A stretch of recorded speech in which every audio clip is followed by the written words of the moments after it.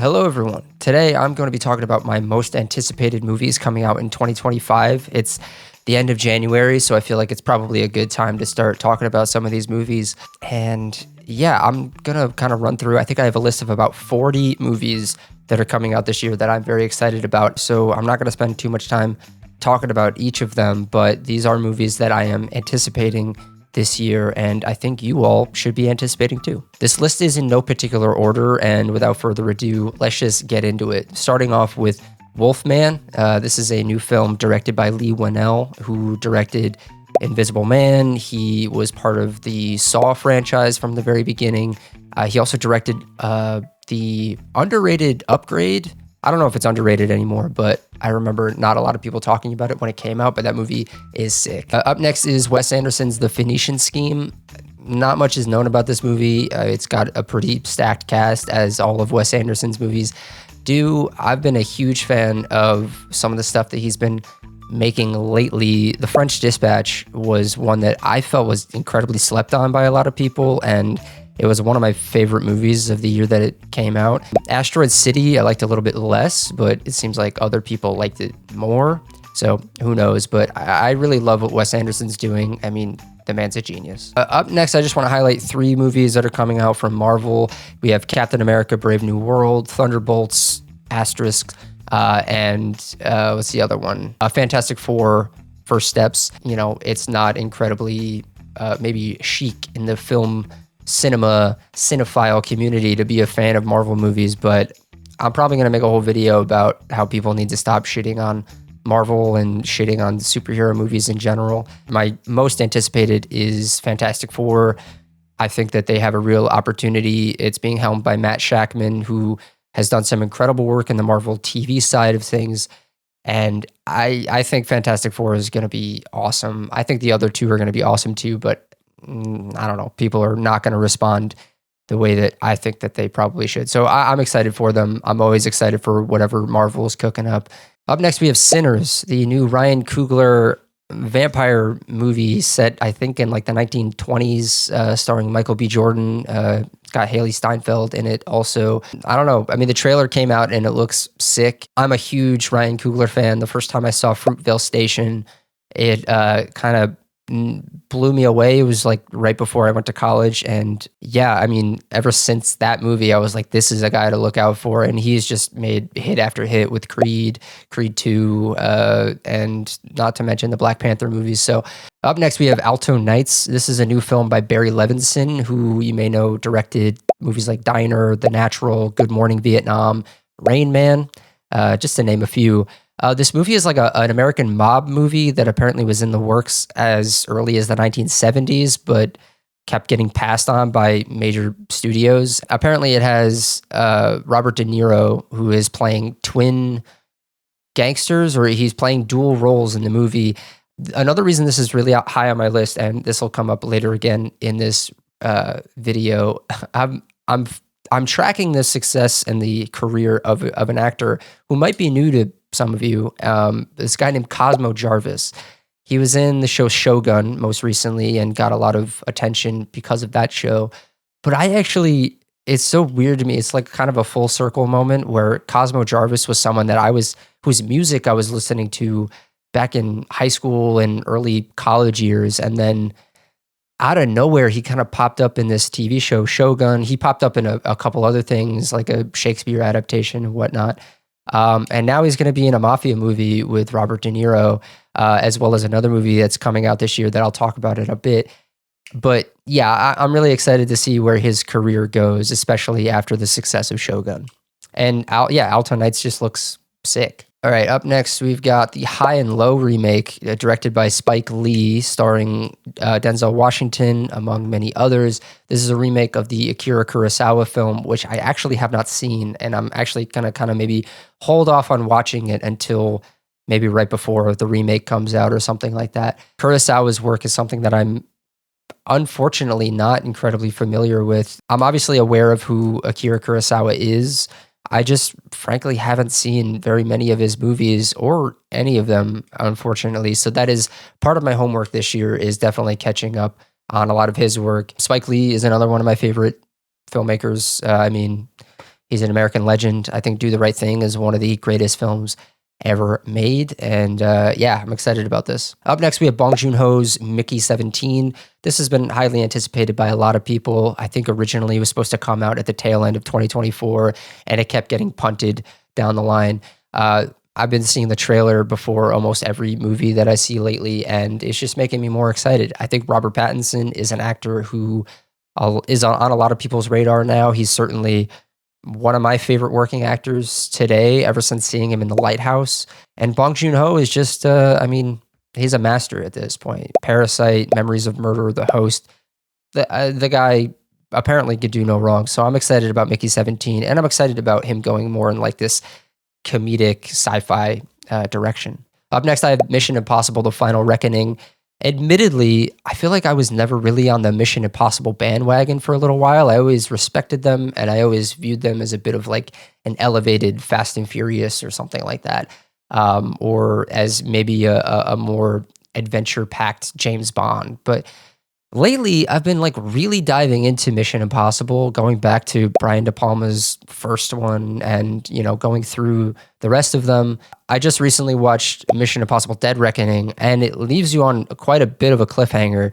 So I'm sort of excited to see how they wrap all of this up. I am excited to see how Ethan Hunt gets out of this mess. Up next, 28 Years Later, directed by Danny Boyle, written by Alex Garland. I am a huge Danny Boyle fan, and also singular huge Alex Garland fan, since their early work together, you know, back in the early days with films like The Beach, and then of course with 28 Days Later. And I mean, Danny Boyle is probably one of my favorite filmmakers. Trainspotting, Sunshine, 127 Hours are really some of my favorite films ever made. And I'm always excited when Danny Boyle has a new project out. And Alex Garland is another one who will come up later in this video. But I mean, the man is on a hot streak, so I'm excited to see what this movie's cooking up. And apparently, it has 2 sequels that are coming out. One of which I think was already filmed, if not both of them were already filmed. So that's incredibly exciting. That means that the studio has a lot of faith in this project, and I think we should all have faith in this project. Up next, I've got James Gunn's Superman. Going back to what I was talking about with Marvel, I've seen a lot of people trashing this movie, and I think unfairly so. I'm incredibly excited about it. James Gunn is one of those filmmakers who, you know, I wasn't too familiar with a lot of his work prior to Guardians of the Galaxy, but I'm super grateful that he ended up stepping into sort of taking over for DC Studios, or, you know, the film side of DC, because I think he's going to do wonderful things with DC, and starting with Superman. And I frankly love the trailer. You show me Crypto the Superdog, I'm there. I'm there day one. Up next, The Naked Gun, directed by The Lonely Island's Akiva Schaffer, or Schaffer. I'm not sure how to pronounce it. I don't know if anyone out there has been listening to the Lonely Island Seth Meyers podcast. I've been listening to it every week, and I love listening to it. I think Akiva is an incredibly funny guy, and the fact that he's getting to make a remake of The Naked Gun starring Liam Neeson, of all people. I mean, I think that's just brilliant casting, making Liam Neeson sort of the Leslie Nielsen stand-in for this movie. Yeah, I don't know. The Naked Gun, original Naked Gun movie, along with like Airplane and that whole era of spoof comedy, was like really my introduction to comedy. So I have really high hopes. I'm a huge fan of Akiva's comedic style, and I think it's going to blend really well with the whole like Naked Gun shtick. All right, up next, this one apparently might be getting punted to 2026, so don't hold me to this. But of course, my man Paul Thomas Anderson has a new film starring Leonardo DiCaprio. I think originally titled The Battle of Bacton Cross, but that title might be changing also. It doesn't have a solid release date. I did read an article that said it might be getting punted. I really hope that's not the case. I really hope we can get PTA's next movie this year. I don't know anything about this. No one really knows anything about this. It might be a remake of Thomas Pynchon's Vineland. Who knows? But new Paul Thomas Anderson is a win for humanity. So hopefully that actually comes out this year, and hopefully we get to see it. Up next, we have The Bride, which is a Bride of Frankenstein movie directed by Maggie Gyllenhaal with an pretty stacked cast, in my opinion. We've got Christian Bale, Jake Gyllenhaal, Jesse Buckley playing the bride, and Peter Sarsgaard. I mean, I'm excited about this. This also bleeds into my next pick, which is Frankenstein, being directed by Guillermo del Toro, starring Oscar Isaac, Jacob Elordi, Mia Goth, and Christoph Waltz. I mean, Frankenstein is one of those characters who kind of like I was talking about earlier this year about Nosferatu, how Nosferatu and Dracula is kind of just like baked into like human culture, into like global human culture and art and stuff like that. I feel like Frankenstein is in a similar vein. So the fact we're getting two separate Frankenstein movies from two pretty interesting filmmakers is really exciting. I'm probably leaning more towards Frankenstein, the Guillermo del Toro one. But I gotta say, I mean, the cast in The Bride is pretty exciting. Up next, we have Predator Badlands, or it's just called Badlands, whatever. This is the sequel to Prey, directed by Dan Trachtenberg. And it's the apparently 7th film in the mainline series of Predator and the 9th film in the series overall. The Predator movies have always been, and the Alien movies have always been like really high on my list of like favorite sci-fi horror franchise stuff. I really, really liked Prey. I think a lot of people really liked Prey. It kind of got dumped on streaming, and I think a lot of people hoped that it would get a theatrical release. And I think the response to Prey has led the studio to believing that Badlands could be a theater release. Up next, I've got Avatar: Fire and Ash from a little-known filmmaker named James Cameron. You know, I don't know much about this. Apparently, it's got 2 pretty popular movies preceding it, and you know, who knows? This could be good. I don't know. I just put it on this list, but yeah, this guy James Cameron, you know, he might be up to some good stuff. All right, up next, one of my favorite filmmakers is Richard Linklater. I think a lot of people feel that way too. He's apparently got 2 movies coming out. So the first of which is called Nouvelle Vague, which is about the French New Wave movement. Apparently it's entirely shot in French, the French language. It's reported to be shot in black and white in 4:3 aspect ratio, and it depicts the making of Jean-Luc Godard's Breathless. You know, I love the French New Wave. I love Breathless. I love Jean-Luc Godard. I also love Richard Linklater. So this is exciting. He also has a second movie called Blue Moon, which is a biopic of the songwriter Lorenz Hart. The movie is written by Robert Kaplow, who wrote Me and Orson Welles for Richard Linklater. The movie stars Ethan Hawke, Andrew Scott, Margaret Qualley, and Bobby Cannavale. And I mean, do I need to say more than that? 2 films by Richard Linklater on top of the musical that he's making starring Paul Mescal, which will come out in probably 30 years or something like that.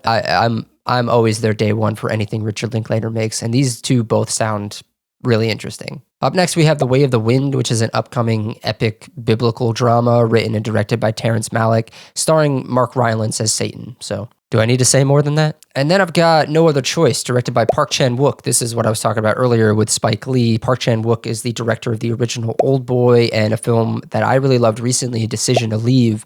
Admittedly, I haven't seen too much of Park Chan-wook's work. His whole filmography is one that's a bit of a blind spot to me outside of Old Boy and Decision to Leave. But he's made some really great films, and I am excited to watch No Other Choice. Up next, we have the 1-2 punch from Marty Supreme and the Smashing Machine from the Safdie brothers.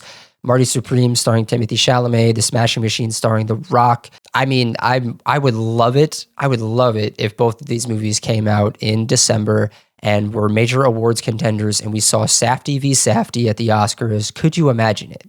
Could you imagine it? I think it'd be incredible. The Safdie brothers are, for me and a lot of people, becoming some of my favorite filmmakers to watch. Uncut Gems and Good Time were both mind-blowing movies to me, and I'm excited for everything that they do. So yeah, these are going to be great. Up next is Jay Kelly, which is an upcoming coming-of-age comedy drama directed by Noah Baumbach and written by Baumbach and Emily Mortimer, apparently.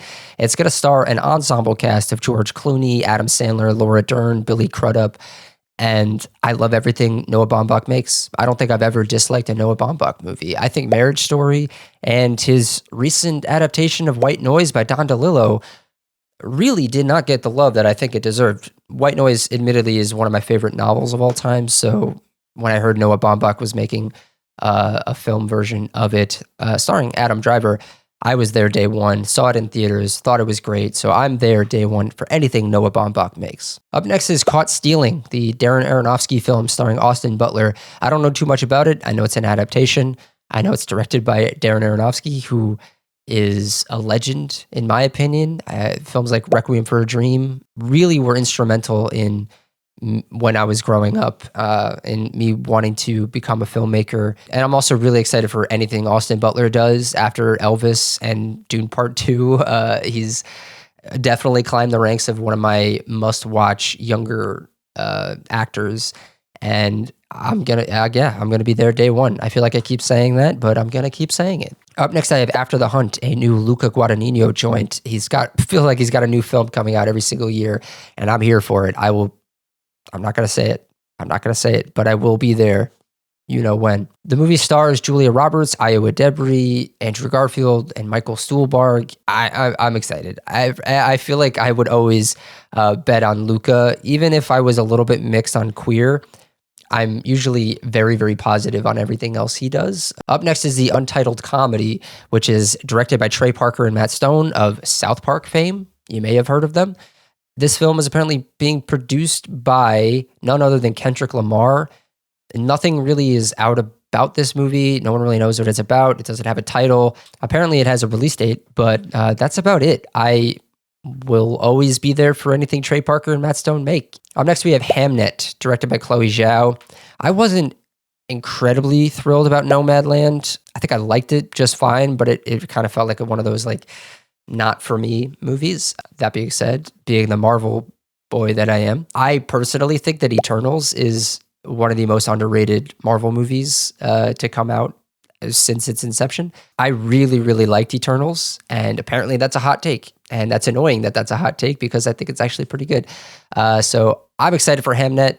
I believe it stars Paul Mescal in some fashion. I don't know. I'm excited about this. I don't know too much about it, but Chloe Zhao, I think, is definitely a filmmaker to watch. Up next, I have Play Dirty, which is a film directed and I think written by Shane Black. It is based on a book series about this guy named Parker. I don't know too much about this, but I know that I love Shane Black because Kiss Kiss Bang Bang was another one of those formative movies for me growing up. I was obsessed with that movie. I watched it over and over again. So anything that Shane Black makes, I feel like I'm going to be there day one. Going back to my main man, Alex Garland, we have Warfare, which ever since the trailer came out a few weeks ago, I feel like I've just been rewatching. I've also been seeing it in theaters a lot. And man, every time I see it, I pick up on new details and I'm like, God, I'm so excited about this movie. I don't know if that excitement bleeds out into the real world, but I am definitely excited about this. It's got an incredible cast. It's also starring the guy I mentioned earlier, Cosmo Jarvis. He is in it. It's also got Will Poulter, and it's got the guy from May December. What is his name? Charles Melton. Yeah. And Joseph Quinn. Also, can't forget Joseph Quinn, who is going to be in Fantastic Four playing Human Torch.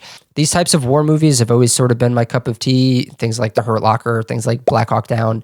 I grew up on those movies, and they really they're a part of my movie-going experience. So I'm excited for Warfare. It's also co-directed by an actual veteran, which I think will add a sense of realism to what we're actually seeing. Up next is Onslaught, which is an action horror thriller directed by Adam Wingard, who you might know as the director of Godzilla vs. Kong, Godzilla X Kong, The New Empire, but also smaller movies like You're Next and The Guest and Death Note, apparently. It was written by Wingard and Simon Barrett and starring Adria Arjona, who is an actress that I am very much a fan of. I actually, fun fact, was on a plane with Adria Arjona. I don't think she noticed me, but I noticed her. And the movie also stars Dan Stevens and Michael Biehn and Drew Starkey, who I last saw in Queer and really stood out in that movie. So yeah, I'm excited about this. I don't really know much more about it. There isn't much more information about it, but yeah, Onslaught. Hopefully it actually comes out this year. All right, up next I have The Materialist, which is an upcoming romantic comedy written and directed by Celine Song, starring Dakota Johnson, Chris Evans, and Pedro Pascal. I feel like everyone out there, once they saw Past Lives, was like, what's that Celine Song gonna do after that? I think she definitely shot up on everyone's radar when Past Lives came out. And The Materialist, it's got a cool cast. I'm a big fan of Dakota Johnson, Chris Evans, and Pedro Pascal. Don't really know what the movie's about, but it being called a romantic comedy has me excited. All right, up next, Wake Up Dead Man, the new Rian Johnson addition to the Knives Out series. It's got an incredible ensemble cast, which all of those films do. You've got Josh O'Connor, Glenn Close, Josh Brolin, Mila Kunis, Jeremy Renner, Kerry Washington, Andrew Scott, Kaylee Spaney, Daryl McCormick, and Thomas Hayden Church. Sandman? Come on. I love everything that Rian Johnson makes. I don't think I've disliked a movie of his. Thinking back, thinking. Nope, haven't disliked a single movie of his. Honestly, we were in need of a little bit of a whodunit franchise, and the Poirot movies just aren't cutting it. So up next, I have Havoc, which is an upcoming action thriller written and directed by Gareth Evans, who you might know from The Raid and The Raid 2. The film stars Tom Hardy, Forrest Whitaker, and Timothy Olyphant.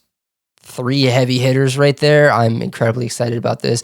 Tom Hardy is one of those actors who I felt like was going to have one career and then apparently just had a totally different one when the Venom movies came along. I feel like I saw him in movies like Bronson, and I was like, this is what he's going to be doing from now on. And then he kind of didn't go that direction. Whatever. I'm not going to sit here and complain about that. The Raid movies are pretty impressive. So if this movie is anything like those, it's going to be pretty epic. Up next, I have The Monkey.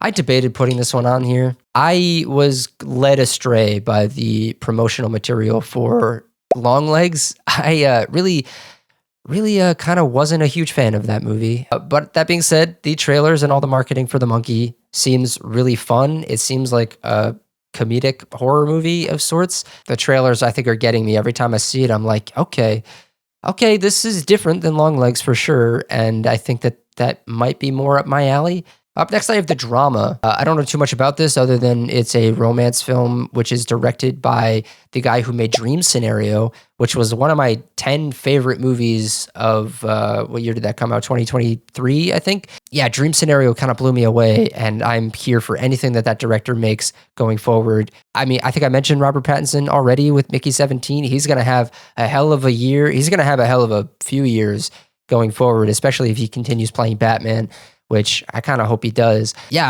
I'm excited about this. I don't know much about it for details, but it looks pretty cool. Up next, I have The Ballot of a Small Player, which is directed by Edward Berger, who is taking a page out of Luca Guadagnino's playbook and making a movie every single year, apparently.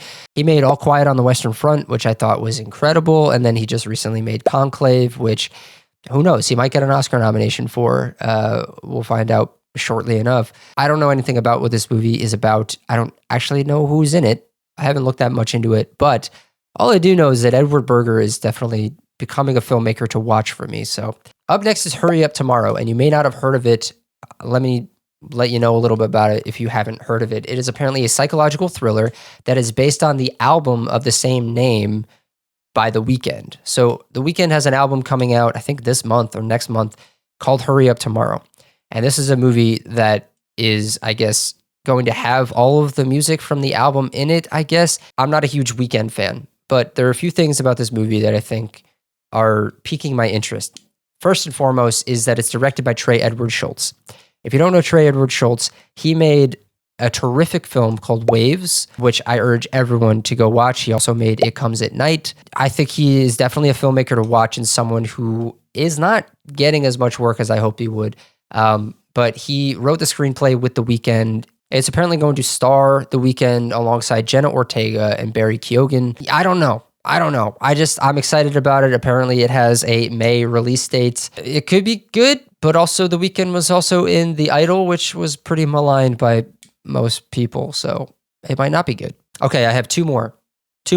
Up next is Edington, which is an American contemporary Western black comedy written and directed by none other than Ari Aster from Midsummer and Hereditary and Beau is Afraid. And it's starring Joaquin Phoenix, Pedro Pascal, Emma Stone, and my man Austin Butler. I'm going to be there anytime Ari Aster makes a movie. Hereditary, I think for a lot of people, and myself included, knocked my socks off. Yeah, I don't know. I don't know anything really about what this movie is about, but calling it a Western black comedy, I'm there. And last but not least, I have the movie Mother Mary, which is directed and written by David Lowery, another one of my favorite contemporary filmmakers. It's an epic melodrama, apparently, which follows the relationship of a musician and a fashion designer. It does also say that the music will be composed by Daniel Hart, and original songs are being provided by Jack Antonoff and Charlie XCX. That was a whole lot of information that doesn't seem to congeal into anything coherent. It also stars Anne Hathaway, Michaela Cole, Hunter Schafer, and FKA Twigs. So yeah, I'm a huge David Lowery fan. I think A Ghost Story is one of my favorite movies of the 21st century. And recently, The Green Knight was something that absolutely blew me away. Also, fun fact, this isn't much of a fun fact, but more of a story. I'm pretty sure I saw David Lowery at a theater here in New York, and I didn't have the guts to go up and say hi to him. It was actually during a screening of the movie Waves. This was years ago. And I was like, I'm pretty sure that's David Lowery, but something about me didn't want to go up and be like, are you David Lowery? And then the guy be like, what are you talking about? So I didn't go say hi. And David Lowery, if you're watching, let me know if that was you. Did you see Waves in Lincoln Center AMC in whatever year that came out? If so, I was looking at you and I was considering whether you were you. But anyway, yeah, that's going to do it for movies that I'm most anticipating in 2025. Let me know if there's anything that wasn't on this list that you think should be on this list that you're looking forward to in 2025. There were a lot of more like big budget fare that I am, of course, looking forward to, but I just didn't put on here your Jurassic Worlds, your F1, directed by Joseph Kosinski. There's a lot of stuff coming out this year. I think it's going to be a great year for movies, and I'm looking forward to sharing it all with you and sharing my thoughts on all of these movies when they come out with you all on this channel. And yeah, that's going to do it for me. I'll see you all on the next one.